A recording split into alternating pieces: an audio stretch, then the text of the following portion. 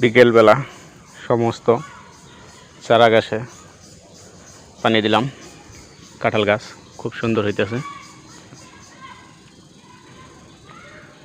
নিম গাছ লাগানো হয়েছে, ঔষধি গাছ।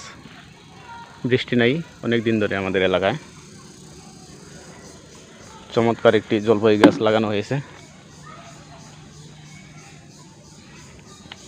কাঁঠাল গাছ,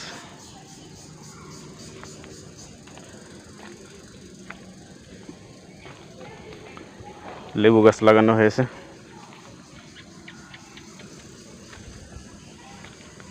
বেগুন গাছ, সিম গাছ। গাছও একদম দুর্বল হয়ে গেছে, পানি শূন্যতায় ভুগতেছে গাছ।